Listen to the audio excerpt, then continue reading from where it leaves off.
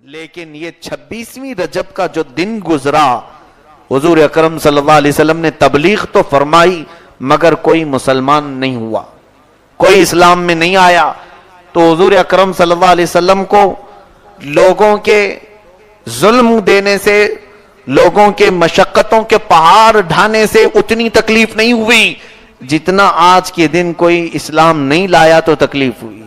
حضور غمگین ہو گئے، کبیدہ خاطر ہو گئے اور مغموم ہو کر اپنے گھر نہیں گئے، ام ہانی کے گھر آئے اور کہہ دیا کہ کسی کو گھر میں آنے مت دینا. جب غم زیادہ ہوں تو ایسا ہم بھی اکثر کرتے ہیں کہ تنہائی پسند کرتے ہیں، کہیں تنہائی میں چلے جائیں، کوئی ڈسٹرب نہ کرے، تھوڑی دیر آرام کرنے کی طبیعت چاہتی. لیکن میرا آقا و مولا اگر غمگین تھا بھی تو کس لیے کہ لوگ اسلام میں نہیں آئے. کیا ہمیں اس بات کی فکر ہے آج کوئی اسلام کی طرف آ رہا ہے کہ نہیں آ رہا ہے؟ ہمیں کیا فرق پڑتا ہے؟ وہ نبی کونین صلی اللہ علیہ وسلم تھے جن کی طلب صرف اس بات کی تھی. آپ غمگین اپنے گھر آئے اور آرام فرما رہے تھے. اب یہاں پر مفسرین فرماتے ہیں میرے عزیزو، آج کی رات معراج میں ایک بڑی حکمت ہے کہ دنیا میں ہمارا حال یہ ہے کہ جب ہمیں ٹینشن زیادہ ہو جائے تو ہم جو ہے کسی پکنک پوائنٹ کا رخ اختیار کر لیتے ہیں، کہیں چلو گارڈن میں بیٹھ جائیں، کہیں سمندر کنارے چلے جائیں، یا کسی ہل اسٹیشن پر چلے جائیں، یا کوئی ایسا پوائنٹ جہاں پر دل کے بہلانے کی جگہ مل جائے. اور بعض لوگ دل بہلانے کے لیے گناہوں کا ارتکاب بھی کر جاتے ہیں، کچھ شراب کا، کچھ نشے کے، اور کچھ سینما بازی کا. ہر طرح سے انسان دل بہلانے کے لیے ایسے جگہیں ڈھونڈتا ہے. محبوب خدا صلی اللہ تعالی علیہ وسلم جب غمگین ہوئے تو آقا کونین صلی اللہ علیہ وسلم نے کہیں اس طرف سمندروں کی طرف، پہاڑ کے اوپر یا کسی باغیچے میں جانے کا ارادہ نہیں فرمایا، تنہا اپنے چچیری بہن کے گھر تشریف لائے. میرا مولا پوری کائنات کو یہی دکھانا چاہتا تھا، اے لوگو تم غمگین ہوتے ہو تو باغوں کی سیر کرتے ہو، آج میرا محبوب کبیدہ خاطر ہے، میں اسے آسمانوں کی سیر کراؤں اور جنت کی سیر کراؤں تاکہ میرے حبیب کا دل ہلکا ہو جائے. رسول کریم صلی اللہ علیہ وسلم کے اس غم کو ہلکا کرنے کے لیے آج کی رات میرے مولا نے معراج فرمائی. یہ جو سفر کرایا گیا اس کی حکمت مفسرین یہ بھی بیان کرتے ہیں. اب دیکھو کس شان سے رب تبارک و تعالیٰ اپنے حبیب کو بلا رہا ہے، کیا شان ہے. اللہ اللہ.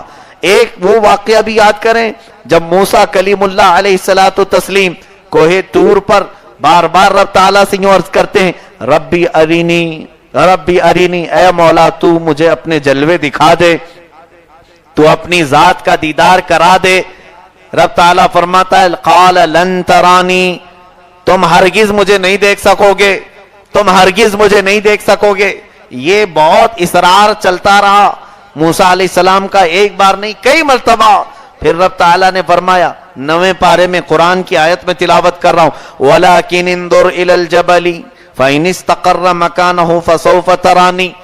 اے موسیٰ ٹھیک ہے اگر تم دیکھنا ہی چاہتے ہو تو اس پہاڑ کی طرف دیکھو، میں اپنی ہلکی سی ایک تجلی اس پر ڈالوں گا، اگر تم اپنی جگہ پر برقرار رہ پائے تو مجھے دیکھ لو گے، مجھے دیکھ پاؤ گے. فَإِنِ اسْتَقَرَّ مَكَانَهُ فَسَوْفَ تَرَانِي. اب آگے رب تعالیٰ فرماتا ہے فَلَمَّا تَجَلَّى رَبُّهُ لِلْجَبَلِ.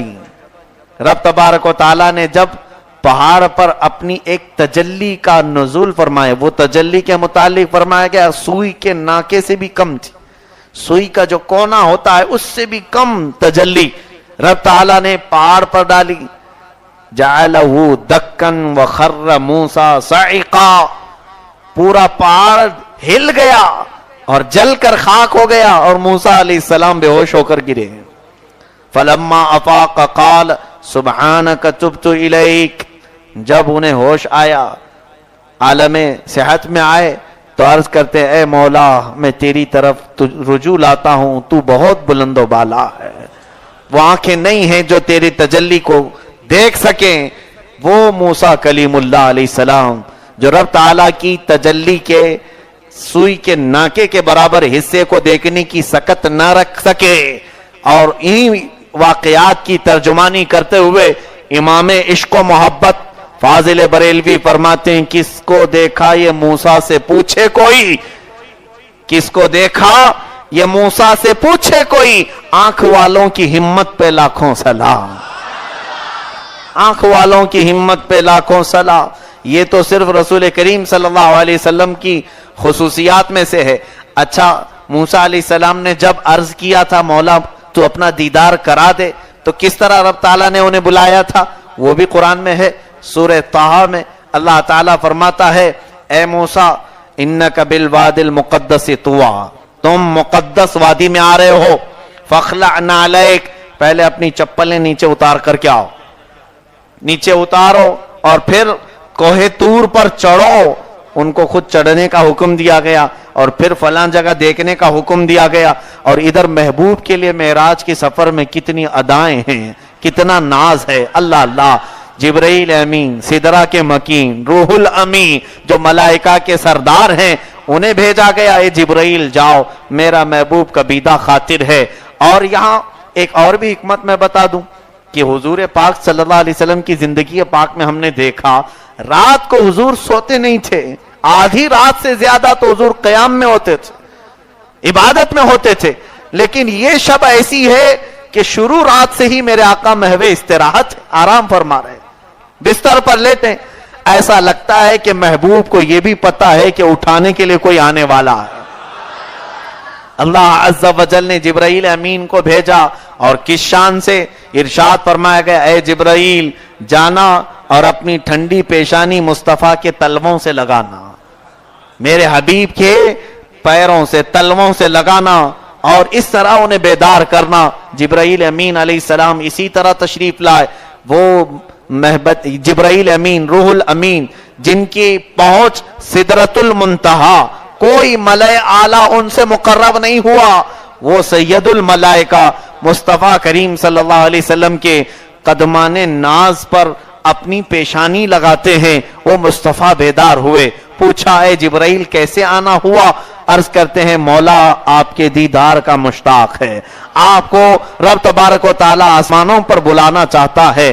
رسول کریم صلی اللہ علیہ وسلم فرماتے ہیں میں اٹھا اور وضو کیا، حضور اکرم صلی اللہ علیہ وسلم فرماتے میں اٹھا اور جلدی وضو کیا، جبرائیل مجھے وہاں سے لے کر مسجد حرم میں لے آئے، مسجد حرم میں آیا تو میں نے دیکھا وہاں پر ایک سواری ہے جس سواری کو اس سے پہلے نہ کسی نے دیکھا تھا اور نہ کوئی دیکھے گا۔ اس سواری کا نام حدیث میں براق کہا گیا ہے، برق کرنٹ کو کہتے ہیں، لائٹ کو کہتے ہیں عربی میں براق، اس کی تیز رفتاری کی وجہ سے اس کا نام رکھا گیا ہے۔ اللہ کے حبیب صلی اللہ علیہ وسلم کی بارگاہ میں جبرائیل امین نے پیش کیا یا رسول اللہ صلی اللہ علیہ وسلم یہ سواری آپ کی ہے، اس پر بیٹھ کر کے آپ تشریف لے جائیں گے، چاہے تو میرے آقا خود بنفس نفیس تشریف لے جائیں، لیکن سواری پر بٹھا کر لے جانا یہ بھی شان والوں کے لیے ہوتا ہے۔ کیا دولہا چل کر کے نہیں جا سکتا؟ گھوڑی پر کیوں بٹھایا جاتا ہے؟ اس دن کا اس کا ایک اعزاز ہوتا ہے۔ بہت سارے لوگوں کا تو نکاح اور گھر کا معاملہ بہت قریب کا ہوتا ہے، اس کے باوجود بھی تھوڑا گاڑی میں پھیرا لگا کر کے آتے ہیں، اس لیے کہ وہ دن ان کا ہوتا ہے، دولہے کے لیے شان ہوتی ہے۔ براق پیش کی گئی اور عرض کیا جبرائیل امین نے اے اللہ کے حبیب صلی اللہ علیہ وسلم یہ سواری مخصوص آپ کے لیے رب تعالیٰ نے عطا فرمائی۔ میرے آقا صلی اللہ علیہ وسلم اس پر سوار ہوئے، خود حضور کی زبان سے سنے، مسلم شریف کی بھی حدیث میں ہے، اللہ کے حبیب صلی اللہ علیہ وسلم ارشاد فرماتے ہیں براق کا پہلا قدم وہاں تک پڑتا تھا جہاں تک ہماری نگاہ جاتی ہے، اگر آسمان تک آپ دیکھ رہے ہیں تو پہلا قدم اس کا وہاں تک ہوتا، وہ پہلا قدم، اور جب تیز رفتاری میں ہو تو اس کی سرعت اور اس کی رفتار کا اندازہ کوئی کر بھی نہیں سکے گا۔ رسول کریم صلی اللہ تعالی علیہ وسلم ارشاد فرماتے ہیں میں سوار ہوا، جبرائیل امین لے کر کے چلے، اور یہاں پر میں رک کر کے کچھ اور چیزیں عرض کر دوں اس لیے کہ بعد میں پھر آپ خلط ملط کے شکار نہ ہو جائیں۔ طاقت مصطفیٰ، قوت مصطفیٰ، حضور کے بیدار ہونے کا انداز اس طرح بتایا گیا کہ جبرائیل نے اپنی پیشانی حضور کے تلووں پر لگائی ہے۔ ذرا آپ کو قرآن کی تفسیر میں لے چلوں، 16ویں پارے کی کچھ آیتیں ہیں۔ ایک مرتبہ ایسا ہوا کہ موسیٰ علیہ الصلوۃ والتسلیم فرعون اور اس کے لشکر سے بچنے کے لیے اپنی پورے ایمان والوں کی فوج لے کر نکل پڑے. سامنے سمندر آیا, اللہ نے حکم فرمایا موسیٰ اس پر اپنا عصا مارو, 12 راستے نکل جائیں گے, تم اس پہ چل کر چلو. موسیٰ علیہ السلام نے عصا مارا تو اس پہ 12 راستے نکلے.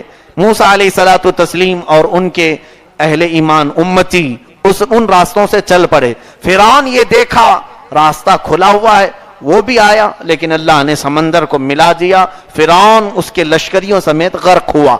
یہ واقعہ بڑا تفصیل ہے, میں بہت جلدی سے عرض کر رہا ہوں. اور جب موسیٰ علیہ الصلوۃ والتسلیم دوسرے کنارے پر تشریف لائے تو سارے اپنے امتیوں کو ایک میدان میں جمع کیا اور سب کو حضرت ہارون علیہ السلام کے حوالے کر کے خود کوہ طور پر چلے گئے.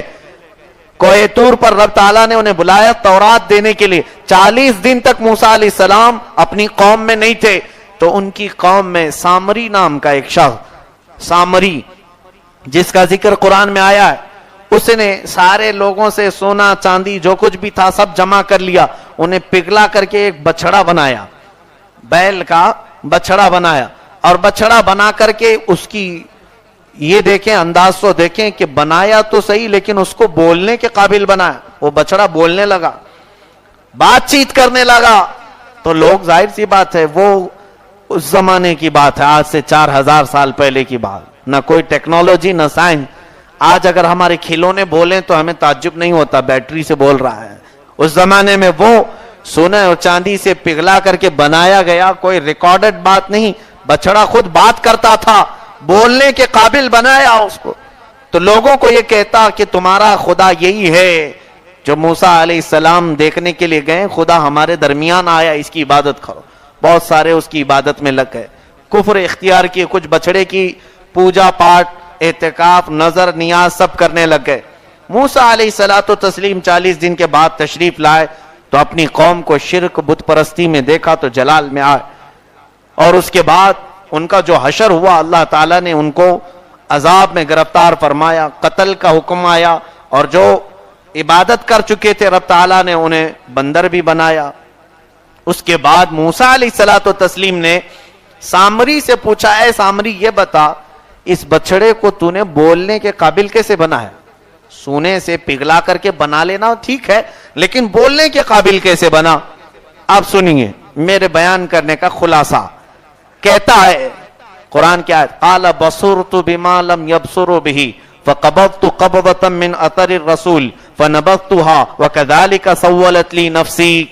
جب ہم سمندر کے راستے سے چل رہے تھے اے موسیٰ میں نے دیکھا کہ آپ کے گھوڑے کو پکڑ کر کوئی آگے آگے چل رہا تھا, آپ کے گھوڑے کو پکڑ کر کوئی آگے آگے چل رہا تھا, اور وہ ہم میں سے نہیں تھا, وہ کوئی نورانی مخلوق تھا. موسیٰ علیہ السلام نے کہا وہ جبرائیل امین تھے جو نبیوں کی خدمت میں بھی آیا کرتے. تو پھر کیا ہوا؟ سامری کہتا وہ مجھے نظر آ گیا جو عام لوگوں کو نظر نہیں آیا, تو میں نے یہ کیا کہ وہ جو تمہارے گھوڑے کی نکیل پکڑ کر چل رہا تھا اس کے پاؤں کے نیچے سے میں مٹی اٹھاتا چلا گیا. وہ جیسے جیسے چلتا تھا میں وہ مٹی اٹھاتا چلا گیا, اس لیے کہ میرا دل یہ کہہ رہا تھا کہ یہ کوئی آسمانی مخلوق ہے, یہ نورانی مخلوق ہے. اور اس کے بعد پھر میں جب آپ چلے گئے تو سونے چاندی سے بچڑا بنایا اور وہ مٹی اس بچڑے کے منہ میں ڈالا تو بچڑا بولنے کے قابل ہوا. یہ قرآن کی بات ہے, کوئی واقعہ نہیں سنا رہا ہوں کسی کتاب کا, اللہ کے کلام کی بات. سامری نے کہاں کی مٹی اٹھائی؟ جبرائیل امین کے پیروں کے نیچے کی مٹی, اور بچڑے کے منہ میں ڈالا تو بچڑا بولنے کے قابل ہوا. اب ذرا سنو میرے عزیزو, جبرائیل امین کے پیروں کے نیچے کی مٹی کسی بے جان چیز کو بولنے کے قابل بنائے, اور وہ جبرائیل معراج کی رات میں اپنی پیشانی قدمان مصطفیٰ پر رکھ رہے ہوں, میرے آقا صلی اللہ علیہ وسلم کے قدموں کے نیچے رکھ رہے ہوں. سنیں اللہ کے حبیب صلی اللہ علیہ وسلم کے قدموں پر جبرائیل کی پیشانی رکھی گئی ہے. اب ان قدموں کی برکت کا حال کیا ہوگا؟ جبرائیل کے قدم کے نیچے کی مٹی بے جان کو بولنے کے قابل بناتی ہے, تو ہمارا عقیدہ یہ ہے مصطفیٰ کے قدم جہاں پڑیں یقیناً وہ گلزار بھی بن جاتی ہے. اسی لیے اعلیٰ حضرت فاضل بریلوی نے فرمایا کھائی قرآن خاکے گزر کی قسم اس کفے پا کی حرمت پہ لاکھوں سلام دل کرو ٹھنڈا میرا وہ کفے پا چاند سا سینے پہ رکھ دو ذرا تم پہ کروڑوں درود۔ عزیزان گرامی یہ بات میں نے اس لیے عرض کی کہ جبرائیل امین نے اپنی پیشانی لگا کر پوری کائنات کو یہ بتایا اے لوگوں جبرائیل کی طاقت تو تمہیں قرآن سے معلوم ہو گئی، ذرا دیکھ لو وہ جبرائیل امین سدرا کا مکین اپنی پیشانی مصطفیٰ کے تلووں سے لگا رہا ہے تاکہ تمہیں یہ احساس ہو جائے کہ جس نبی کو تم نے اللہ تبارک و تعالیٰ کی طرف سے پایا ہے وہ کائنات کا سب سے افضل و اعلیٰ رسول ہے۔ اب رسول کریم صلی اللہ علیہ وسلم براق پر تشریف فرما ہے، سواری پر بیٹھے ہیں، جبرائیل امین نکلے لے کر۔ یہاں رک کر کے تفسیر کی ایک اور بات مزے کی ہے عرض کرتا ہوں۔ ہوتا یہ ہے کہ حضور اکرم صلی اللہ علیہ وسلم جب سواری پر بیٹھے تو یقیناً آپ دولہے کی شکل میں بیٹھے، ظاہر سی بات ہے کہ وہ حضور صلی اللہ علیہ وسلم کے لیے سب سے عظیم رات ہے۔ زندگی کی خوشیوں میں ایک خوشی کا دن شادی کا ہوتا ہے، ہر انسان کے لیے شادی کا دن بڑا خوشی کا ہوتا ہے۔ اور مفسرین فرماتے ہیں، علامہ احمد یار خان عیمی رحمۃ اللہ علیہ فرماتے ہیں کہ ہم نے دیکھا ہے دولہا جب سج سنور کر تیار ہو کر نکلتا ہے، گھوڑی پر بیٹھے کہ سواری پر بیٹھے، اس کی ماں بلائیں لیتی رہتی ہیں، صدقے اتارتی، باپ سبحان اللہ کہتا ہے کہ بیٹا آج سجا ہوا ہے میرا اور اس کی حسین آج چہرے کی چمک دیکھو۔ دوست و احباب ماشاء اللہ سبحان اللہ تو کہتے ہی رہتے ہیں، ہوتا ہے یا نہیں ہوتا؟ لوگ مبارکبادیاں دینے آتے ہیں، ماں سبحان اللہ کہہ رہی ہے، باپ سبحان اللہ کہہ رہے ہیں دیکھ کر کے، بھائی بہن، لیکن میرے مصطفیٰ کریم صلی اللہ علیہ وسلم کی وہ شب عروسی تھی، شب اسرا، جس وقت میرے آقا دولہا بن کر براق پر سوار ہوئے۔ دنیا نے اگرچہ حضور کو یتیم دیکھا، حضور اکرم صلی اللہ علیہ وسلم کی ولادت سے پہلے آپ کے والد مکرم کا وصال ہو چکا تھا، آپ کی عمر شریف 2 سال کی تھی جب بی بی آمنہ بھی جا چکی تھیں، آپ کے دادا بھی نہیں تھے، آپ کے چاچا بھی نہیں تھے۔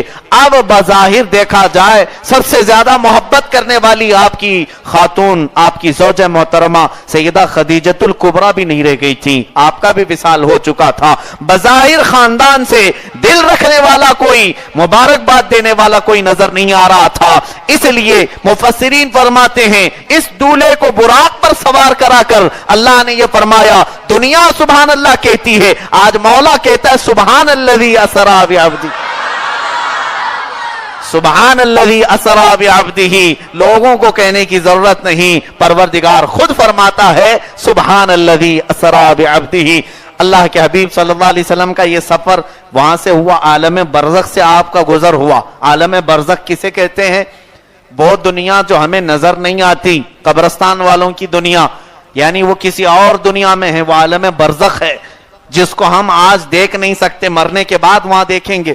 حضور اکرم صلی اللہ علیہ وسلم فرماتے ہیں اس عالم برزخ سے میرا گزر ہوا تو میں نے دیکھا موسیٰ علیہ السلام اپنی قبر میں کھڑے ہو کر نماز ادا کر رہے تھے۔ موسیٰ علیہ السلام کو میں نے نماز پڑھتے ہوئے دیکھا، یہ بھی حدیث پاک میں ہے۔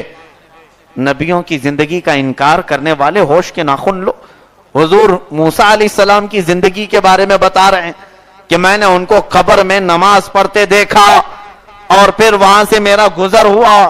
جب بیت المقدس پہنچا تو وہاں پر سارے انبیاء اکرام موجود تھے، موسیٰ علیہ السلام بھی موجود تھے، سارے لوگ تھے۔ اب جو موسیٰ علیہ السلام کے متعلق یہاں بیان آیا ہے، ویسے تو سارے انبیاء اپنی قبروں میں زندہ ہیں، لیکن موسیٰ علیہ السلام کے پاس سے میرے آقا کا گزر ہوا، آپ نے صرف ان کا نام ذکر فرمایا۔ میں سمجھتا ہوں اس میں حکمت یہ ہوگی بعد میں یہ آنے والے منکرین، اعتراض کرنے والے ذلیل لوگوں کے لیے جواب بن جائے۔ نبیوں کی اور خاص طور پر میرے آقا کی زندگی کے بارے میں سوال کرتے ہو، ظالموں نے کتابوں میں آج لکھ کر رکھا ہے وہ نبی مر کر مٹی میں مل گئے، معاذ اللہ رب العالمین۔ یہاں موجود سارے مسلمانوں کی زبان سے معاذ اللہ کیوں نکلا؟ تمہارے دل میں میرے آقا کی محبت ہے اس لیے نکل گیا۔ یہ بات سننے میں بھاری لگ رہی ہے، اب دلیل کی ضرورت کیا رہ گئی تمہیں؟ سننے میں تمہیں بھاری لگ رہی ہے، اور لوگ لکھ گئے کتابوں میں، وہ کتابیں آج پورے ہمارے امت اسلامیہ کے لیے کلنک بن کر کے مارکیٹ میں پھر رہی ہیں اب بھی کتابیں. ان کتابوں کو چوراہے پر رکھ کر جلا دینا چاہیے جس میں میرے آقا صلی اللہ علیہ وسلم کو مردہ کہا گیا. حضور فرماتے ہیں میں نے موسیٰ علیہ السلام کو, حضور کی زندگی پاک ظاہری زندگی سے تقریباً 2000 سال پہلے موسیٰ علیہ السلام تشریف لائیں. 2000 سال پہلے کی بات ہے. موسیٰ علیہ السلام اپنی قبر میں نماز پڑھ رہے ہیں تو پھر میرے آقا کی زندگی کا حال کیا ہوگا. اسی لیے ہم امام عشق و محبت کا دیا ہوا یہ عقیدہ یاد رکھتے ہیں. انہوں نے ہمیں یہ عقیدہ دیتے ہوئے کہا تھا حضور کی بارگاہ میں یوں عرض کرو یا رسول اللہ تو زندہ ہے واللہ, تو زندہ ہے واللہ. میری چشم عالم سے چھپ جانے والے چمک تجھ سے پاتے ہیں سب پانے والے, میرا دل بھی چمکا دے چمکانے والے. عزیزان گرامی, جب بیت المقدس میرے آقا تشریف لائے تو یہاں حضور فرماتے ہیں میں نے سارے نبیوں کو 2 رکعت نماز پڑھائی. وہ کون سی نماز تھی؟ جبکہ یہ نماز نہیں جو ابھی فرض ہوئی, یہ تو معراج کے بعد, وہ مخصوص نماز جو صرف نبیوں کے لیے. اور اس کے بعد کئی نبیوں نے حضور کی شان میں خطبہ دیا.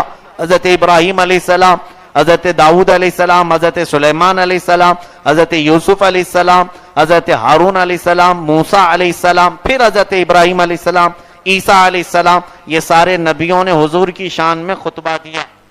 رسول پاک صلی اللہ تعالی علیہ وسلم کی تعریف و توصیف بیان فرمائی اور اپنا بھی تعارف کرایا. 1,24,000 کم و بیش نبی جتنے دنیا میں آئے تھے سب بیت المقدس میں حاضر تھے. سارے لوگوں کو میرے آقا نے امامت کرائی, یہ بتانے کے لیے یہ بھی معراج کا ایک حصہ ہے. اب تک اے لوگوں دنیا میں تم نے مصطفیٰ کو عوام کا, انسانوں کا امام دیکھا, بیت المقدس میں دیکھو وہ نبیوں کا بھی امام ہے, وہ نبیوں کا بھی امام ہے. یہ حکمت رب تبارک و تعالیٰ نے ہر حضور کے ایک ایک سفر میں بڑی بڑی حکمتیں. اس کے بعد حضور اکرم صلی اللہ علیہ وسلم ارشاد فرماتے ہیں میں نے براق کو وہیں پر باندھا جہاں انبیاء اکرام اپنے گھوڑوں کو باندھتے تھے. آج بھی بیت المقدس جانے والے دیکھ سکتے ہیں اپنی آنکھوں سے, مسجد اقصی میں آج بھی وہ جگہ موجود ہے جہاں میرے آقا نے براق کو باندھا تھا. بیت المقدس قبلہ اول مسلمانوں کا فلسطین میں جو آج یہودیوں کے چنگل میں ہے, لیکن آج بھی انہی نشانیوں کے ساتھ موجود ہے. حضور اکرم صلی اللہ علیہ وسلم نے جو وہاں باندھا, کس لیے باندھا؟ اعزاز کے لیے. ایسا نہیں کہ بھاگ جائے گا جانور, اعزاز کے لیے باندھا جاتا ہے. اور رسول کریم صلی اللہ علیہ وسلم فرماتے ہیں پھر میں سوار ہوا. اب جبرائیل امین نے عرض کیا آسمانوں کا سفر ہے. جب آسمان کی طرف حضور صلی اللہ علیہ وسلم کا سفر ہوا, اب پہلا آسمان, جیسے حضور اکرم صلی اللہ علیہ وسلم پہلے آسمان پر پہنچتے ہیں جبرائیل امین نے کھٹکھٹایا. ایک دروازہ ہے, اس دروازے کو کھٹکھٹایا, اندر دربان ہیں, فرشتے ہیں. پوچھا کون ہے؟ جبرائیل امین نے کہا انا جبرائیل, میں جبرائیل ہوں. پوچھا تمہارے ساتھ اور کوئی ہے؟ جبرائیل نے کہا محمد الرسول. کی طرف جب میں دیکھتا ہوں تو میری اولاد میں جو نیک لوگ ہیں وہ مجھے نظر آتے ہیں, میں مسکراتا ہوں.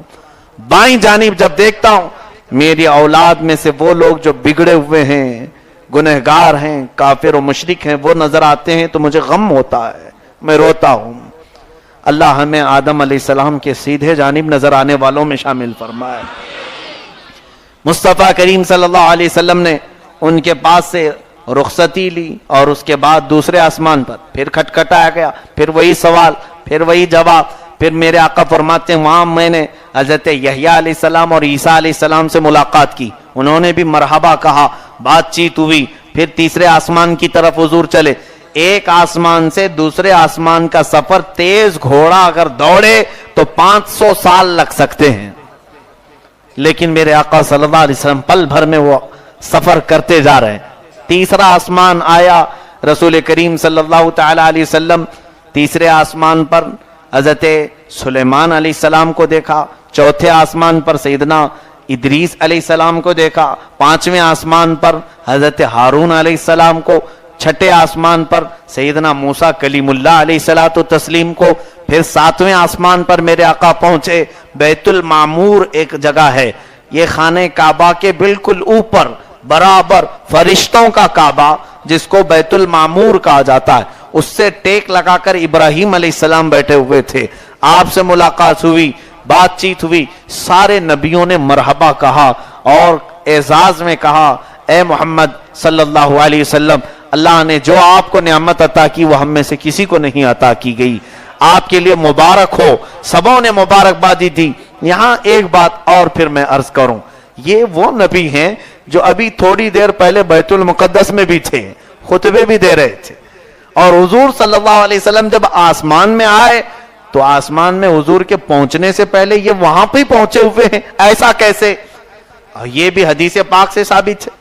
حضور پاک صلی اللہ تعالی علیہ وسلم ان سب انبیاء اکرام سے یہاں ملاقات کر چکے ہیں, اور پھر آسمانوں پر وہ نبی پھر مل رہے ہیں. ایسا کیسے؟ کیا یہاں سے کوئی جاہل یہ کہے گا ان نبیوں کا چلنا اور ان نبیوں کی رفتار میرے آقا سے بھی تیز تھی؟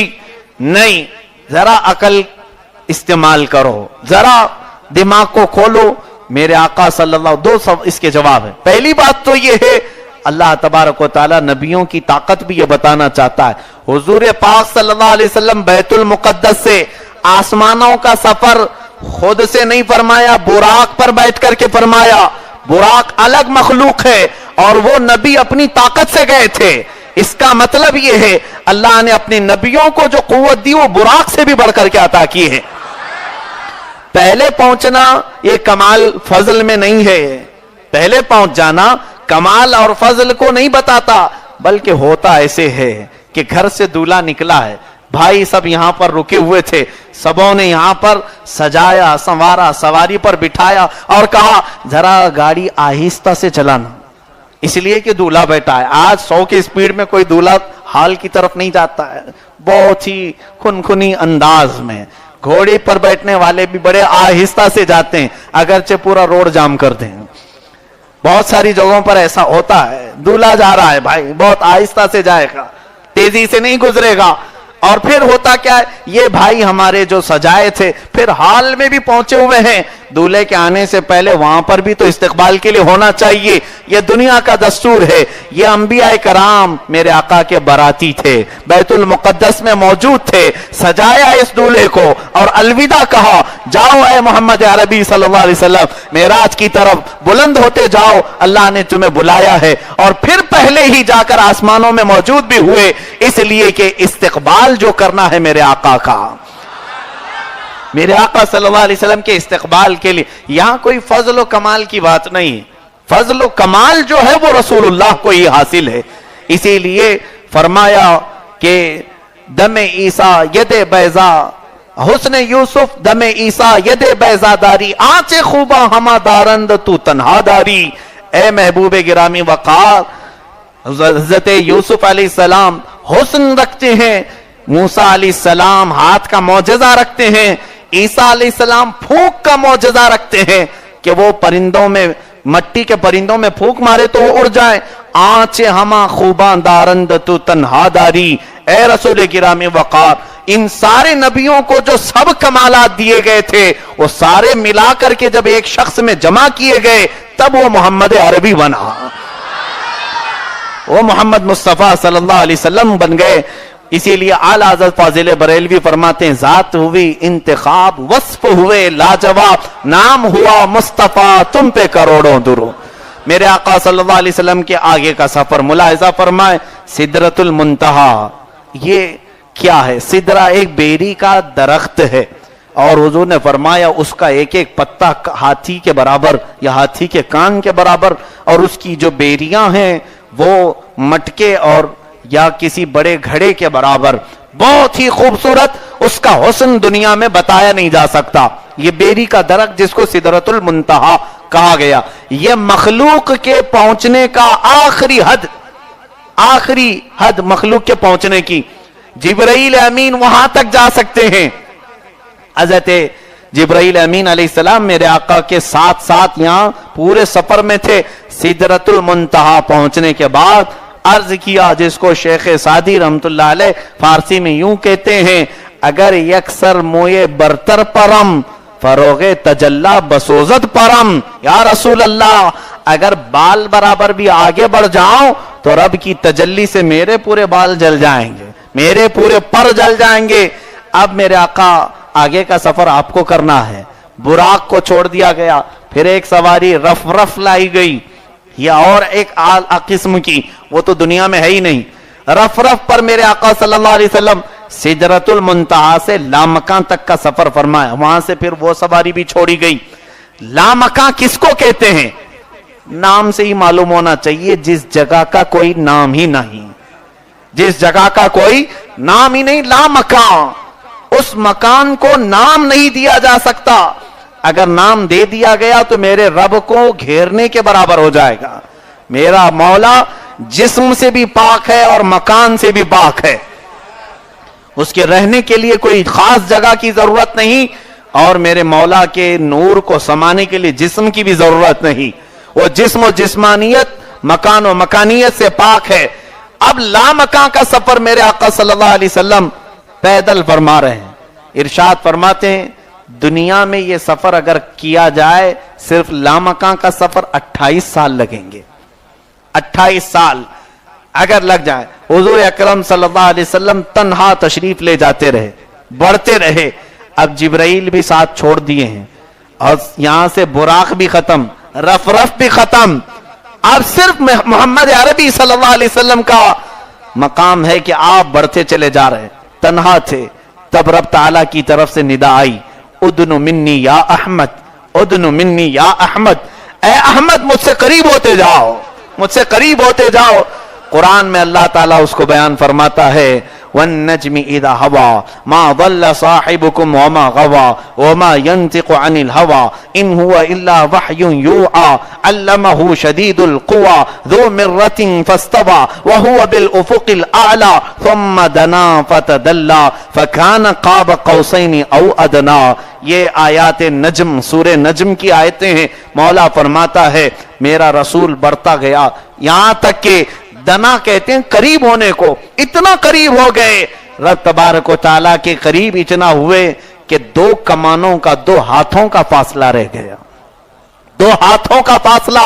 اور یہ قرب دنیا میں کسی کو نہیں میسر آیا, اور قیامت تک کسی کو مل بھی نہیں سکے گا.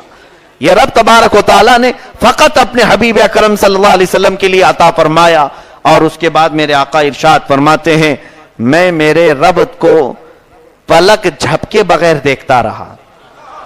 ما زاغ البصر وما طغى, یہ بھی قرآن میں آیا ہے. وہ محبوب ایسے دیکھ رہے تھے کہ پلک بھی نہیں جھپک رہے تھے. ایک ہوتا ہے سرسری طور پر دیکھ لینا, اور ایک ہوتا ہے آنکھیں جمع کر کے دیکھنا. حضور کے متعلق قرآن میں یہ آیا ما زاغ البصر وما طغى, ان کی آنکھیں جھپکی بھی نہیں, ٹیڑھی بھی نہیں ہوئی, ادھر ادھر بھی نہیں ہوئی, برابر ذات خداوندی کو دیکھتے رہے بالمشاہدہ. اللہ اللہ, جو موسیٰ کروڑویں حصے تجلی کو دیکھ نہ سکے, وہ میرا مصطفیٰ پوری ذات خداوندی کو دیکھ رہا ہے. اس سے بڑھ کر فضل و کمال میں کیا بات عرض کی جائے. میرے مصطفیٰ کریم صلی اللہ تعالیٰ علیہ وسلم ارشاد فرماتے ہیں میں نے رب ذوالجلال کے دست قدرت کو اپنے سینے پر محسوس کیا, اور اس کی ٹھنڈک میں نے پائی, اور اس کے بعد میں نے زمین کے سارے خزانوں کو دیکھ لیا. اوتیت مفاتیح الارض, حضور فرماتے ہیں زمین کے اوتیت مفاتیح خزائن الارض, اللہ نے مجھے اس دن زمین کے سارے خزانوں کی کنجیاں, چابیاں مجھے عطا کر دی, سب دے دیا. اب سنو میرے عزیزو, میرے آقا صلی اللہ علیہ وسلم کو جو اتنا بڑا قرب حاصل ہوا کسی کو ہو سکتا ہے؟ توجہ چاہوں گا, میں ایک بڑی بات عرض کرنے جا رہا ہوں.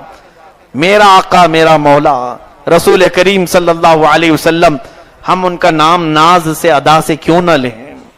اس لیے کہ آج ہم نے دنیا میں دیکھا ہے جب کوئی تھوڑا سا مرتبہ حاصل کر لے تو غریبوں کو بھول جاتا ہے, اور دوستوں کو تو پہچانتا بھی نہیں.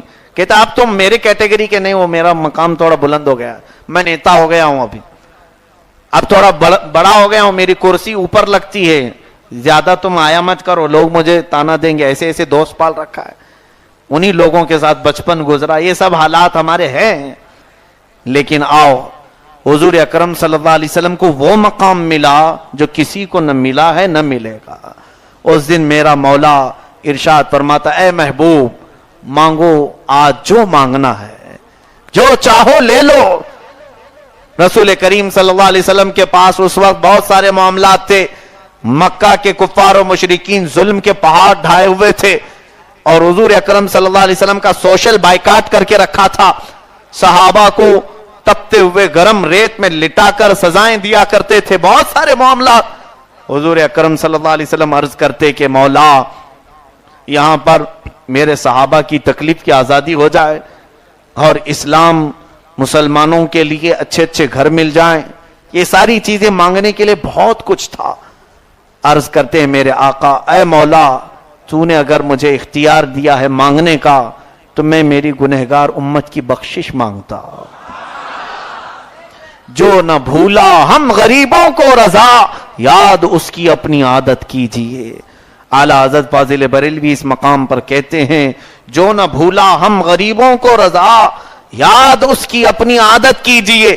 یہ وہ رسول ہے عزیز علیہ ما عنتم. تمہارا تکلیف میں پڑنا اس رسول کو دیکھا نہیں جاتا. یہاں پر بھی نہ بھولا اپنی نمازوں میں, اپنے رات کی عبادتوں میں, اپنے سجدے کے رونے میں اگر کوئی چیز پوشیدہ تھی تو وہ اپنی گنہگار امت ہی تھی. کبھی آپ نے کوئی روایت سنی حدیث کی آج تک کہ رسول کریم صلی اللہ علیہ وسلم نے گھر کے لیے رویا ہو, اپنے گھر بار کے لیے, تکلیفوں کے لیے, غموں کے لیے, تیر کے چلنے پر؟ نہیں. میرے آقا صلی اللہ علیہ وسلم کو جب بھی صحابہ نے روتے ہوئے دیکھا تو اپنی اس گنہگار امت کی بخشش کے لیے روتے ہوئے دیکھا.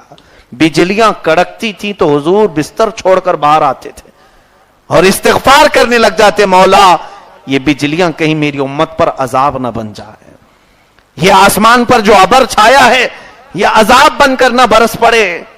میرا مولا یہ جب بجلیاں ختم کرتا, ابر چھٹ جاتا تو حضور پھر مسکراتے ہوئے اپنے گھر تشریف لاتے.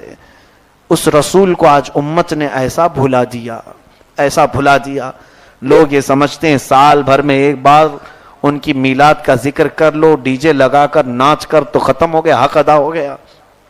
جس رسول نے کوئی رات ہمیں فراموش نہیں کیا, آج کی رات تو میرے آقا کی سب سے عظیم رات تھی. ہم جیسوں کا ذکر میرے مولا کے پاس آقا کر رہے ہیں. رب تعالیٰ کے حضور یہ عرض کرتے ہیں مولا بس قیامت کے دن جب حساب کتاب ہو رہا ہوگا تو میرے امت کا حساب کتاب تو میرے حوالے کر دے, میرے حوالے کر دے. ربی حب لی امتی, حب لی کا مطلب ہوتا مجھے دے دے, میری امت مجھے دے دے.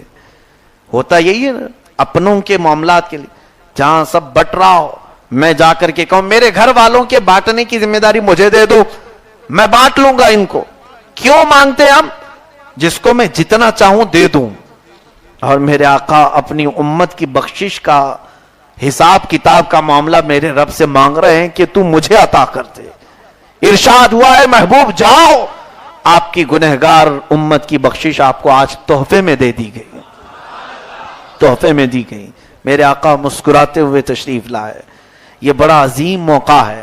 اب یہاں سے میں آپ کو بتاؤں, واپس تشریف لا رہے تھے میرے آقا صلی اللہ علیہ وسلم کو آج جو چیزیں دی گئیں اس میں 50 نمازیں دی گئی تھیں اور شریعت کے مطابق ناپاکی میں 7 مرتبہ نہانا پڑتا.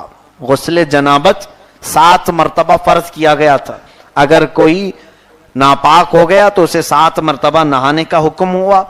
کسی کپڑے پر نجاست لگ جائے تو 7 مرتبہ کپڑے کو دھونے سے پاک ہوگا, یہ حکم آیا. اور سورہ بقرہ کی آخری 27 آیتیں تحفے میں دی گئیں اور پھر زمین کے سارے خزانوں کی کنجیاں حضور کو دی گئیں. یہ سب لے کر میرے آقا صلی اللہ علیہ وسلم واپس تشریف لائے. جب پلٹے تو حدیث پاک میں موسیٰ علیہ الصلوۃ والتسلیم جو 5ویں یا 6ٹھے آسمان پر تھے ملاقات کی, عرض کی کہ مصطفیٰ کریم صلی اللہ علیہ وسلم سے رب تعالیٰ کا دیدار آپ کو مبارک ہو, اللہ نے آپ کی امت کے لیے کیا دیا؟ ارشاد فرمایا 50 نمازیں دی. کہا کہ میں اپنی امت کو آزما کے دیکھا ہوں اتنی عبادتیں کر نہیں پائیں گی, آپ کم کرا کر کے لائیں, تھوڑا حکم میں تخفیف کرائیں. میرے آقا صلی اللہ علیہ وسلم ارشاد فرماتے میں واپس گیا اسی طرح گئے جیسے پہلی مرتبہ گئے تھے. پھر سفر فرمایا, رب تعالیٰ سے عرض کی, مولا نے تخفیف کی, 5 نمازیں کم ہوئی, پھر ملاقات ہوئی موسیٰ علیہ السلام سے, آپ نے پھر 5 کم کرنے کا کہا, پھر حضور گئے, 9 مرتبہ حضور کا جانا آنا لگا. قصر دنا تک کس کی رسائی, جاتے یہ ہیں آتے یہ.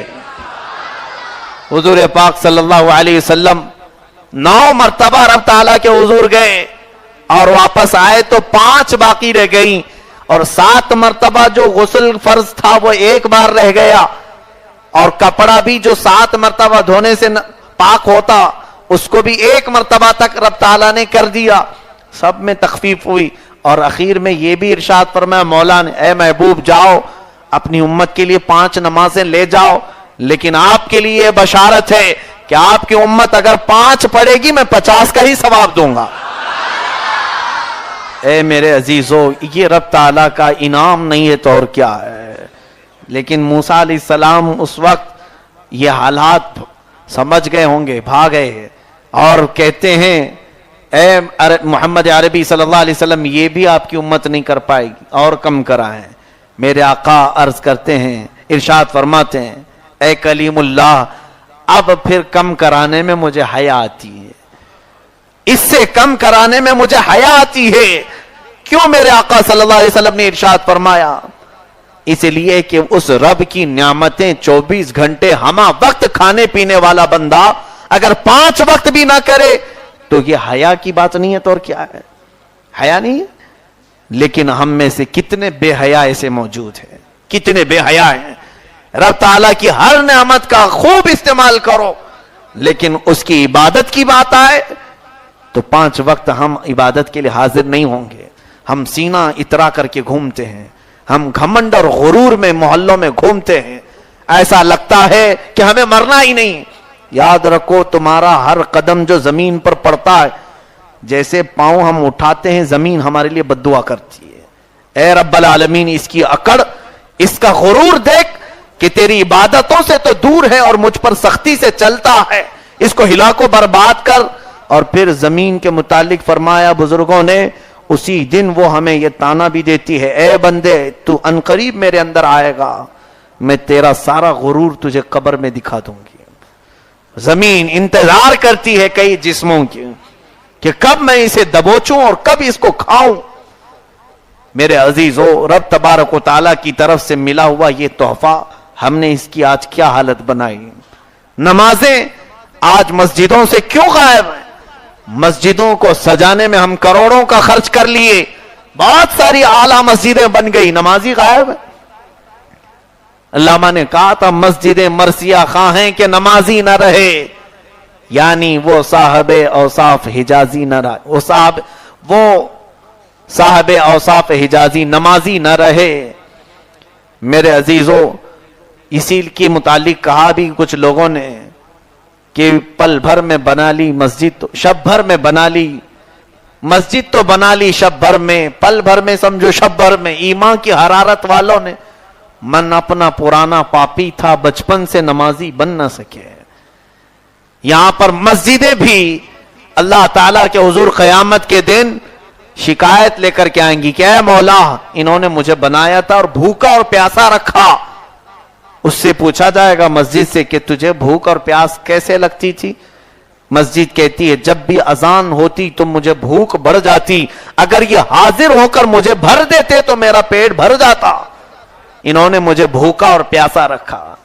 ان مسجدوں کو اپنے خلاف نہ بناؤ, آؤ نماز کی طرف, مسجدوں کو آباد کرو. دیکھو مولا تمہارے چہروں کو آباد کرے گا, تمہاری زندگیاں ایسے آباد ہوں گی کہ یہ کفار و مشرکین کے جو ظلم و ستم بڑھتے جا رہے ہیں, انشاءاللہ العزیز اس کو دفع کرنے کے لیے ہمیں لاکھوں کی تعداد کی ضرورت نہیں, مٹھی بھر جماعت بھی اگر پابند صوم و صلات نکل جائے, لاکھوں کے کفار و مشرکین کو فنا فی النار کرنے کے لیے اتنی ہی طاقت ہمارے لیے کافی.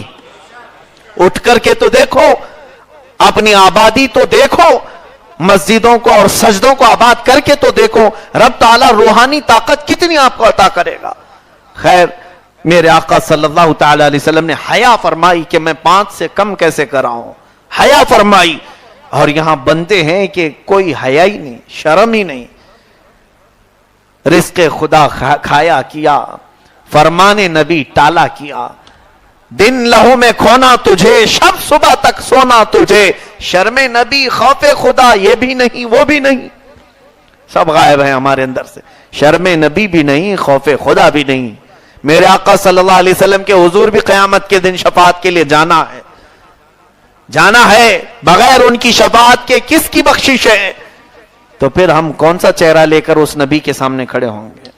हुजूर पाक सल्लल्लाहु अलैहि वसल्लम फरमाते हैं, नमाज में मेरी आंखों की ठंडक है। जिसने नमाज अदा की उसने मेरी आंखों को ठंडक पहुंचाई है। इसका दूसरा माना यह निकलता है, जिसने नमाज तर्क की उसने अपने हबीब मुस्तफा की आंखों को ठेस पहुंचाई, तकलीफ पहुंचाई। आओ मैं तुम्हारी आंख में कचरा डालता हूं, कितना मसलते हो। मैं तुम्हारी आंख में अगर पाउडर डाल दूं, कितनी देर तक जलन होगी।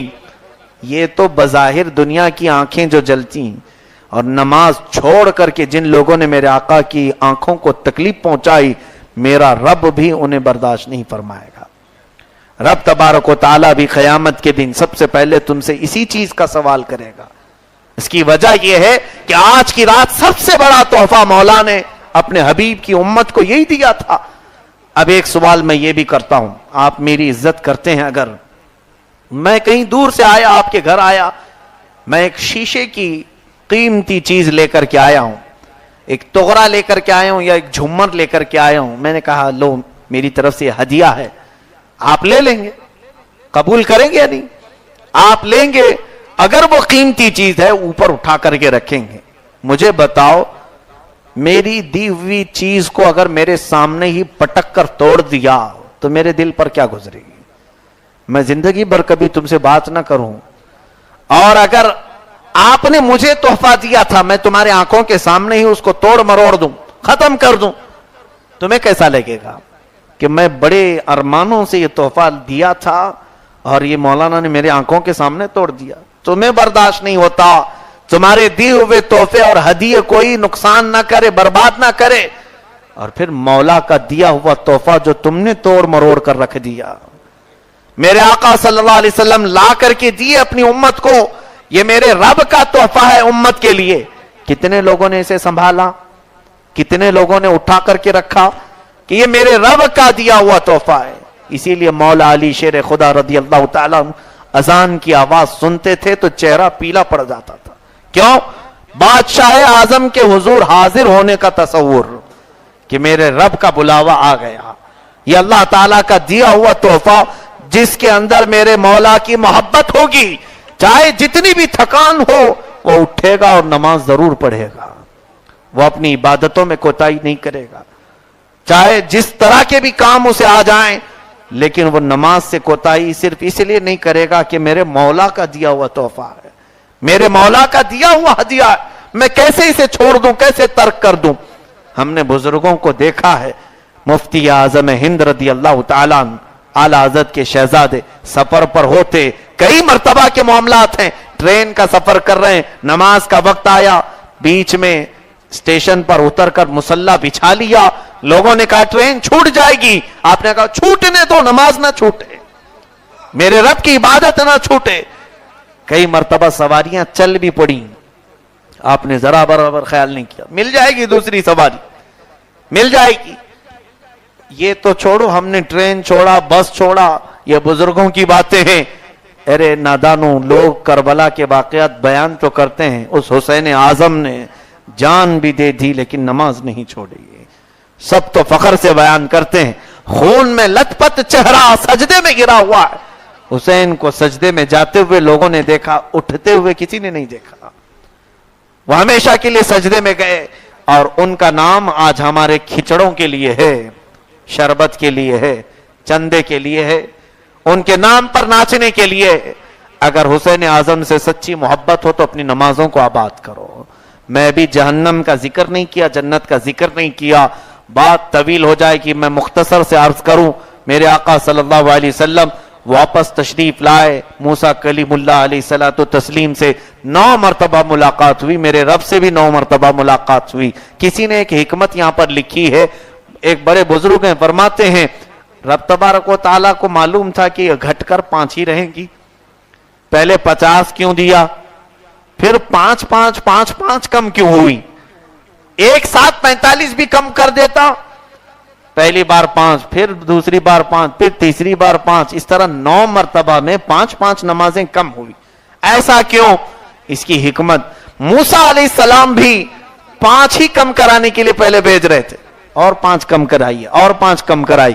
وہ بھی ڈائریکٹ یہ کیوں نہیں کہتے کہ جائیے سیدھے 45 کم کرا کے آ جائیں گے؟ یہاں تینوں معاملات میں حکمتیں ہیں.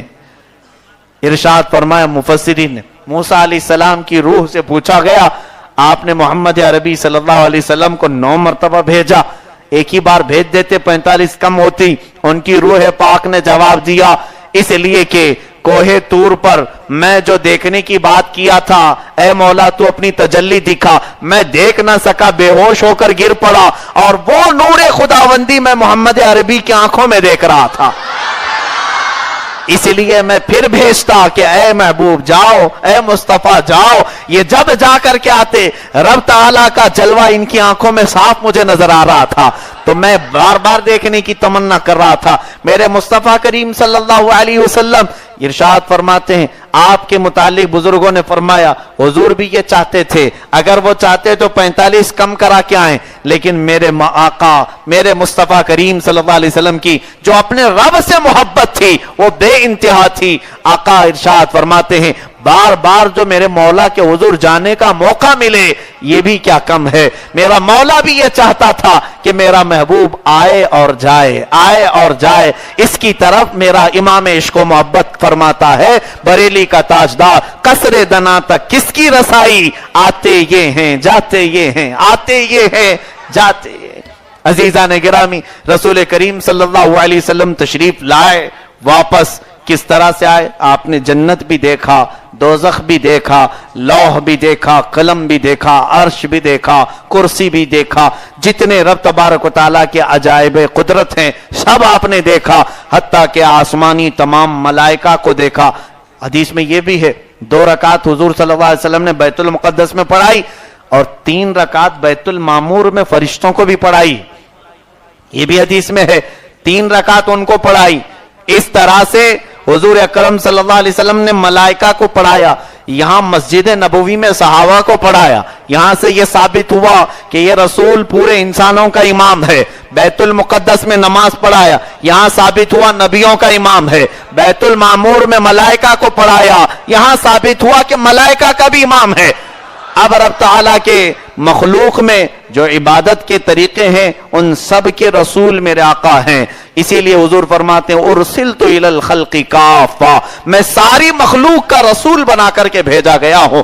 اب حضور کو یہ ساری چیزیں کیوں دکھائی گئیں؟ عرش، کرسی، لوح، قلم، 7 آسمان، 7 زمینیں بھی حضور نے دیکھی، حتیٰ کہ تمام مخلوقات حضور رب تعالیٰ کے 18,000 عالم سب میرے آقا نے آج کی رات دیکھے. کیوں دکھایا گیا اتنا؟ اس لیے کہ مالک کو اپنی مملوک چیزیں دیکھنا ضروری ہوتا ہے. میں نے کوئی چیز خرید لی، کسی چیز کا میں مالک ہوا تو ظاہر سی بات ہے ایک بار تو وہ خریدی ہوئی چیز کو دیکھ لوں. میرا مولا جب حضور کو یہ فرما دیا اے محبوب تمہیں ساری چیزوں کا مالک و مختار بنایا گیا، تو حضور کی جتنی چیزیں تھیں وہ سب دکھایا گیا. اے میرے محبوب یہ آسمان بھی تمہارے ہیں، یہ زمین بھی تمہارے ہیں. اس لیے کہ میرا مولا فرماتا ہے لولاک لما خلقت الافلاک والارضین، اگر آپ کو پیدا کرنا نہ ہوتا تو نہ میں آسمانوں کو پیدا کرتا نہ زمینوں کو پیدا کرتا. اے رسول یہ دیکھو یہ سب تمہارا ہے، اس پر تمہاری حکومت جاری ہوگی. نیابت کے طور پر، رب کی عطا کے طور پر میرے آقا صلی اللہ علیہ وسلم واپس خانہ کعبہ کی طرف تشریف لائے. اور حدیث پاک میں یہ بھی ہے کہ واپس ام ہانی کے گھر آپ نزول فرمائے. جب تشریف لائے بستر ابھی گرم تھا، بستر ابھی گرم تھا، اور آپ نے جو وضو فرمایا تھا اس لوٹے سے پانی کے قطرے ابھی ٹپک رہے تھے. دروازہ جو ہل گیا تھا اس کی زنجیر ابھی تک ہل رہی تھی. یہ کتنی دیر تک ہو سکتا ہے؟ چند ساعتیں، چند لمحے. بستر گرم کتنی دیر تک رہا؟ کتنی دیر تک رہ سکتا ہے؟ لیکن میرا آقا و مولا پورا سفر کر کے آئے. ہمیں بتانے میں ابھی 1.5 گھنٹہ لگ گیا، حضور کو سفر کرنے میں منٹ نہیں لگے. سفر کرنے میں لمحے نہیں لگے, واپس تشریف لائے, جوں کا توں ویسے ہی سب سے پہلے میرے آقا نے اس سفر کو ام ہانی کے پاس بیان کیا. صحابہ نے تو مان لیا, آمنا و صدقنا کہا, لیکن انکار کرنے والوں نے انکار بھی کیا. یہاں پر اصل معاملہ یہ ہے کہ اتنا لمبا سفر اگر کرایا جائے کسی کو پیدل یا سواری پر سفر پر, تو کہا بزرگوں نے کہ کم از کم 1,00,000 سال تو لگ سکتے ہیں.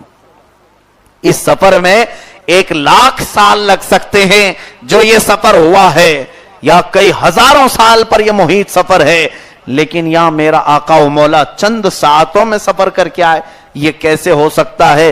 اس لیے کہ یہاں پر نقطے کے طور پر بزرگوں نے یہ فرمایا ہے کہ در حقیقت پوری کائنات جو چل رہی ہے وہ مصطفیٰ کے دم قدم پر چل رہی ہے. رب تعالیٰ نے کائنات کی جان بنا کر حضور کو بھیجا ہے. وہ جو نہ تھے تو کچھ نہ تھا, وہ جو نہ ہو تو کچھ نہ ہو. جان ہے وہ جہان کی, جان ہے تو جہان ہے. اگر جان ہے تو جہان ہے, اگر جان نہ ہو تو جہان ہے نہیں ہے. یہ تو مسلمہ حقیقت ہے. تو رب تبارک و تعالیٰ نے پوری کائنات کی جان کو اٹھا لیا تھا آسمانوں پر, تو یہ وقت تھم گیا, جہاں کا تھا وہیں رک گیا. اب یہ محبوب اکرم صلی اللہ علیہ وسلم نے 100 سال سفر کیا کہ 1000 سال کیا کہ 1,00,000 سال کیا, یہ ہمیں معلوم نہیں. اس لیے کہ اس وقت کائنات کی نبض رک گئی تھی, جان جو جا چکی تھی, رب کے حضور جان جا چکی تھی. میرا مولا جانے کائنات کو اپنے پاس بلایا تھا, اور پھر رب کو جب منظور ہوا جان کو واپس کائنات میں بھیجا, تو جہاں وقت رکا تھا وہیں سے پھر چل پڑا. یہ تو معاملہ آپ سمجھ میں آیا ہوگا. اسی لیے کہا ہے جان ہے وہ جہان کی, اور جان ہے تو جہان ہے, اور وہ جان نہ ہو تو کوئی دنیا کے چلنے کا معاملہ ہی نہیں. اب اس معاملے سے, اس فلسفے سے میں آج کے دن کے معاملات کو بھی یہ سمجھا دوں. اللہ اکبر. جان ہے تو جہان ہے, یعنی معراج کی رات میں پوری کائنات کا وقت جو تھم گیا تھا, اس کی وجہ کیا ہے؟ جان مصطفیٰ کریم صلی اللہ علیہ وسلم, پوری کائنات کی جان اس کائنات سے نکل کر رب کے حضور جا چکی تھی. یہی ہے نا, حضور کائنات میں سے نکل کر, یعنی دنیا میں یہ فانی سے نکل کر رب کے حضور جا چکے تھے. اس لیے وقت جہاں تھا وہیں تھم گیا, اور واپس آئے تو پھر وقت جہاں ہے وہاں سے چل رہا ہے. آج وقت رکا ہے یا چل رہا ہے؟ آج وقت چل رہا ہے. یہ اس بات کی علامت ہے کہ جان اب بھی موجود ہے. نعرہ تکبیر, نعرہ رسالت. وہ جو نہ تھے تو کچھ نہ تھا, وہ جو نہ ہو تو کچھ نہ ہو. جان ہے وہ جہان کی, جان ہے تو جہان ہے. آج ہمارے روز و شب جو چل رہے ہیں, آج ہماری کائنات میں جو ہوائیں ہیں, آج جو سورج اپنی چمک چھوڑ رہا ہے, آج جو چاندنی جھلملا رہی ہے, آج جو ستارے جگمگا رہے ہیں, یہ اس بات کا پتہ دے رہے ہیں کہ جان اب بھی موجود ہے, جان اب بھی موجود ہے. اور اگر یہ جان نہ ہوتی تو کائنات کی نبض پھر تھم جاتی, رک جاتی. اور جس دن مولا تعالی قیامت نازل فرمائے گا, اس دن محبوب اکرم صلی اللہ علیہ وسلم کو پھر اٹھایا جائے گا. حضور فرماتے ہیں سب سے پہلے میدان قیامت میں میں اٹھایا جاؤں گا. بعض بزرگوں نے فرمایا رسول کو کائنات سے اٹھا لینا ہی قیامت ہے. اور امام زمن فرماتے ہیں اب جو قیامت کا میدان سجایا جا رہا ہے, وہاں پر حساب و کتاب, یہ سب حدیثوں میں پڑھ چکے ہو, حساب کتاب ہوگا, اور اس کے بعد جنتی جنت میں جائیں گے, دوزخی دوزخ میں جائیں گے. اور اس سے پہلے بھی کیا کچھ ہونے والا ہے, اس سے پہلے بھی کئی ہزار سال کا ایک دن ہے. حدیث میں ہے پوری مخلوق آدم علیہ السلام کے پاس جائے گی, کہے گی کہ آپ سفارش کر دیں اللہ کے حضور, اللہ ہمارا حساب کتاب تو شروع کر دے. کہتے ہیں اذهبوا الى غیری, میرے علاوہ کسی اور کے پاس جاؤ, آج میں سفارش کرنے کے حق میں نہیں ہوں. حضرت نوح علیہ السلام کے پاس, ابراہیم علیہ السلام کے پاس, اسماعیل علیہ السلام کے پاس, سارے نبیوں کے پاس یہ قوم گھومتی رہی, پوری مخلوق. اور اس کے بعد پھر محمد رسول اللہ صلی اللہ علیہ وسلم کے پاس آئی. آپ نے فرمایا ٹھیک ہے, میں تو اسی لیے بیٹھا ہی ہوں, انا لہا, میں تو شفاعت کے لیے ہی ہوں. حضور نے سجدہ کیا, فرماتے ہیں میں سجدہ کروں گا, حمد بیان کروں گا, اور پھر سب کی طرف سے شفاعت کروں گا, سفارش کروں گا, حساب کتاب شروع ہوگا. یہ سارا معاملہ کیا رب تعالیٰ اس حساب و کتاب کا محتاج ہے؟ ہمارے اعمال مولا دیکھ رہا ہے یا نہیں دیکھ رہا ہے؟ مرنے کے بعد سیدھا اٹھاتا جنت میں ڈال دیتا, سیدھا اٹھاتا دوزخ میں ڈال دیتا. یہ قیامت کا میدان لوہے تانبے پیتل کی طرح میدان, سورج کو سوا نیزے کے فاصلے پر رکھنا, نبیوں کے پاس گھمانا, کیا رب تعالیٰ اس سب کا محتاج ہے؟ نہیں, وہ ہر ایک بندے کے اعمال دیکھ رہا ہے. پھر یہ سب کیوں کرایا جا رہا ہے؟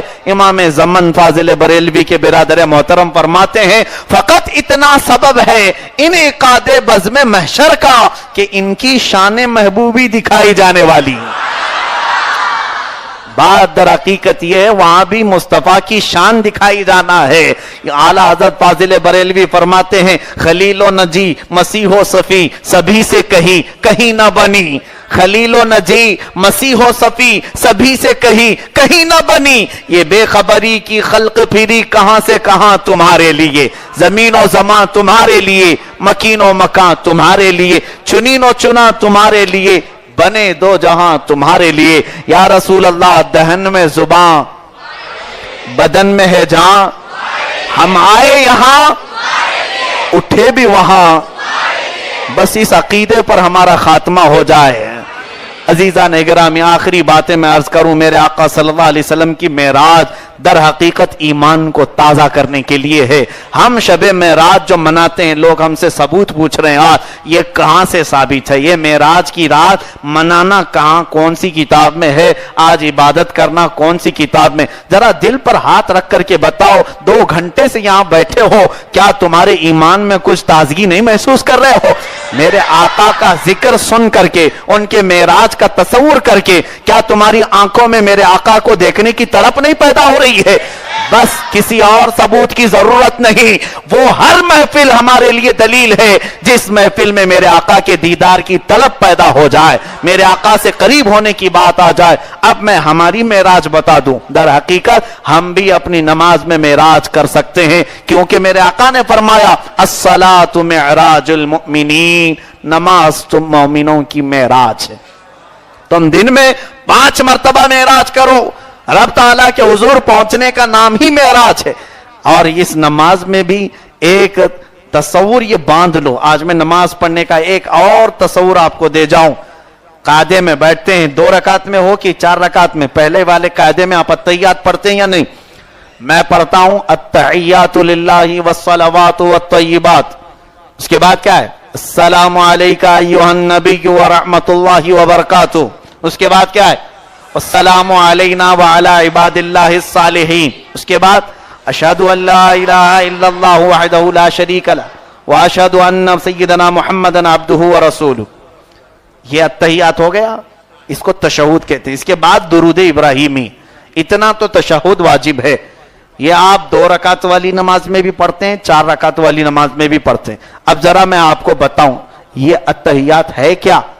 التحیات للہ والصلوات والطیبات. اس کا معنی ہے تمام اچھائیاں, تمام پاکیزگیاں, تمام ستھرائیاں اللہ کے لیے. تمام تعریفیں, تمام اچھائیاں, تمام پاکیزگیاں اللہ کے لیے. السلام علیکہ ایھا النبی ورحمۃ اللہ وبرکاتہ. اس کا مطلب اے نبی تم پر سلامتی ہو اور اللہ کی رحمت اور اس کی برکت ہو. آگے سنو, والسلام علینا وعلی عباد اللہ الصالحین. ہم پر بھی سلامتی ہو اور اللہ کے نیک بندوں پر بھی سلامتی ہو. اشہد ان لا الہ الا اللہ, میں گواہی دیتا ہوں کہ اللہ کے سوا کوئی معبود نہیں. واشہد ان محمدًا عبدہ ورسولہ, اور میں گواہی دیتا ہوں کہ محمد صلی اللہ علیہ وسلم اللہ کے بندے اور اس کے رسول. یہ التحیات بھی میں نے بتایا, اس کا ترجمہ بھی بتایا. بات اب اس کے پس منظر کی ہے, کیوں پڑھایا جاتا ہے التحیات, یہ بھی سمجھ لو. آج بات ایسی ہے کہ جب میرے آقا معراج میں تشریف لے گئے, جب آپ براق کو چھوڑ دیا آپ نے اور رف بھی چھوڑ دیا, لامکاں کی طرف حضور کا سفر کی ابتدا ہوئی. اب رب تعالیٰ کے حضور جب جا رہے تھے, میرے آقا حضور اکرم صلی اللہ علیہ وسلم میرے مولا کے قریب جا رہے تھے, تب میرے آقا کی زبان سے یہ نکلنے لگے کلمات, अत्तहियातु लिल्लाहि वस्सलवातु वत्तय्यिबात, तमाम तारीफें, तमाम पाकियां, तमाम अच्छाइयां अल्लाह के लिए है। ये हम्द बयान कर रहे थे मेरे आका, ये मेरे मौला की शान में बयान करते हुए जा रहे थे रब ताला के हुजूर। तवज्जो चाहूंगा, क्या कह रहे थे मेरे आका?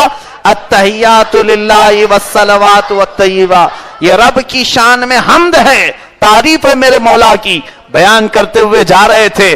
तब रब ताला की तरफ से जवाब आया, अस्सलामु अलैका अय्युहन नबी व रहमतुल्लाहि व बरकातहू, ऐ नबी तुम पर सलामती हो, अल्लाह की रहमतें हो और बरकतें हो। ये मुनाजात है, ये कलाम है, ये गुफ्तगू है, किसके? मेरे मौला रब ताला और मेरे मुस्तफा के बीच का कलाम है, जो आप नमाज में कर रहे हो। अल्लाह की तरफ से जवाब आया, सलाम भेजा मौला ने अपने नबी पर। मियां यहां कोई नेता सलाम करे तो पांव जमीन पर टिकते नहीं, और जिस रसूल को मौला कायनात का खुदा सलाम भेजे, उस रसूल के मकाम और मर्तबे का हाल क्या होगा। लेकिन फख्र से मेरे आका सल्लल्लाहु अलैहि वसल्लम ने यह नहीं फरमाया मैं वो हूं जिसको मेरा मौला सलाम करता है, बल्कि उसके बाद रब्बे करीम के इस जवाब के बाद हुजूर फिर कहते हैं, ए मौला वस्सलामु अलैना व अला इबादिल्लाहिस सालिहीन, तूने मुझे तो सलाम किया, मेरे गुनहगार गुलामों और नेक बंदों पर भी तेरी सलामती हो। वस्सलामु अलैना में सारे गुनहगार उम्मती को हुजूर ने अपने साथ शामिल किया। ऐ मौला तूने तो मुझे सलाम किया, तेरे सलाम में मेरे गुनहगार उम्मती और नेक बंदे सब शामिल हो जाएं। वाला इबादिल्लाहिस सालिहीन, ये किसका मुनाजात चल रहा है? पहले हुजूर ने अर्ज किया तहियातु लिल्लाहि वस्सलवातु वत्तय्यिबात, तो मौला ने जवाब में कहा अस्सलामु अलैका अय्युहन नबी व रहमतुल्लाहि व बरकातहू। फिर मेरे आका ने अर्ज किया वस्सलामु अलैना व अला इबादिल्लाहिस सालिहीन। ये मुस्तफा का कलाम और मेरे रब का कलाम मेराज की शब में चल रहा था, सातों आसमानों में गूंज हो रही थी।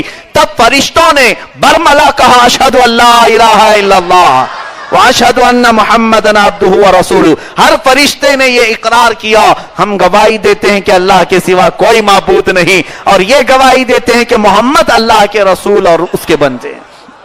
पूरा मेराज इसमें अत्तहियात में पूरे मेराज का वाकया है। फरिश्तों ने यह जवाब दिया, तब जाकर के ये अत्तहियात मुकम्मल हुआ। आज जब नमाज में कायदे में बैठो, अत्तहियात पढ़ते वक्त अगर तुम्हारा तसव्वुर चला जाए अत्तहियातु लिल्लाहि वस्सलवातु वत्तय्यिबात, ये मेरे नबी के कलमात में बयान कर रहा हूं जो शबे मेराज मेरे मुस्तफा ने मेरे रब की शान में अर्ज किए थे। और उसके बाद जब पढ़ोगे अस्सलामु अलैका अय्युहन नबी, तुम्हारा ये ख्याल जाना चाहिए ये वो जुमले हैं मेरे मौला ने मुस्तफा को सलाम किया था। वस्सलामु अलैना पर पहुंचो तो ये ख्याल दिल में आ जाए, अरे मेरे आका ने हम गुनहगारों को फरामोश नहीं किया, हमको भी शामिल कर लिया था। अशहदु अल्ला इलाहा इल्लल्लाह पर उंगली उठे तो तुम्हारे दिल में यह भी तसव्वुर आ जाए मैं वो कलमा बोल रहा हूं जो शबे मेराज सारे मलाइका ने कहा था, सारे फरिश्तों ने कहा था। अब मुझे बताओ इस तसव्वुर के साथ पढ़ने वाले के लिए नमाज मेराज होगी या नहीं होगी? इस ख्याल के साथ जो भी नमाज पढ़े उसके लिए तो मेराज ही है, मेराज ही है। अल्लाह ताला मेराज की बरकतें अता फरमाए। कहने के लिए बहुत तवील बातें हैं लेकिन भूख भी लगी होगी आपको। बहरहाल मैंने जो कुछ भी खिलाया है इंशाअल्लाह ये कई दिनों के लिए काफी है। इंशाअल्लाह इश्क रसूल ऐसे ही मचलता नजर आए, इसी तरह जगमगाता रहे, और मेरे आका सल्लल्लाहु अलैहि वसल्लम से मोहब्बत करने वाले, आपकी चाहत रखने वाले मौला के हुजूर में उनके लिए दुआ करता हूं ये सारे मेरे आका के आशिक फलते फूलते रहें, दूसरे चाहे फूलते फटते रहें। उनके जलन का हमें कोई भी तकलीफ का या एहसास भी नहीं करना चाहिए। हाँ, फिर एक बात मैं कह जाऊं, मेराज की आखिरी बात है, उर्दू पढ़े हों अरबी पढ़े हों तो थोड़ी ये बात भी रख लें। मैंने गालिबन तफसीर में भी अर्ज किया था कि मेराज जो लफ्ज है यह हुजूर के सफर को कहा गया है, हुजूर के सफर को कहा गया है। मेराज इसको बाज बुजुर्गों ने इसी से पूरा मेराज साबित करके बताया। मेराज में 5 हर्फ हैं, मीम ऐन रा अलिफ जीम। मेराज में 5 हर्फ हैं, जाकर के लिख लेना या कहीं पढ़ा हुआ लिखा हुआ है तो पढ़ लेना। میم عین را الف جیم، ان 5 حروف سے بزرگوں نے بتایا اسی میں ساری معراج ہے، اس لیے کہ لفظ معراج کا میم بتاتا ہے کہ محمد کو معراج ہوئی، معراج کے میم سے محمد صلی اللہ علیہ وسلم، معراج کا میم بتاتا ہے کہ محمد صلی اللہ علیہ وسلم کو معراج ہوئی۔ اس کے بعد کون سا حرف آ رہا ہے؟ عین، عین یہ بتاتا ہے کہ عرش پر گئے تھے۔ اس کے بعد کیا حرف آتا ہے؟ را آتا ہے، را یہ بتاتا ہے کہ رات کو گئے تھے، رات کو گئے تھے۔ اور اس کے بعد آتا ہے الف، الف یہ بتاتا ہے اللہ کے پاس گئے تھے۔ اور آخر میں آتا ہے جیم، یہ بتاتا ہے جسم کے ساتھ گئے تھے۔ ہو گئی معراج، محمد کو معراج ہوئی، عرش پر گئے تھے، رات کو گئے تھے، اللہ کے پاس گئے تھے اور جسم کے ساتھ گئے تھے، اسی کا نام ہے معراج مصطفیٰ۔ آخری بات اعلیٰ حضرت فاضل بریلوی کی، وہ سرور کشور رسالت جو عرش پر جلوہ گر ہوئے تھے، نئے نرالے طرب کے ساما عرب کے مہمان کے لیے تھے، ضیائیں کچھ عرش پر آئیں کہ ساری قندیلیں جھلملائیں، حضور خورشید کیا چمکتے چراغ منہ اپنا دیکھتے تھے۔ مولا تعالیٰ معراج کی شب میں ہم سب کو اپنے خاص فضل سے انعام سے نوازے، اور جتنے حاضر ہیں مولا سب کو برکات معراج نصیب فرمائے، مولا ہم سب کو نمازوں کی پابندی نصیب فرمائے، خصوصیت کے ساتھ مولا کریم اپنے حبیب کی محبت میں جلائے اور اپنے حبیب کی محبت میں ہمارا خاتمہ بالخیر فرمائے۔ وصلی اللہ تعالی علی خیر خلقی محمد وآلہ واصحابہ اجمعین، وآخر دعوانا الحمد للہ رب العالمین۔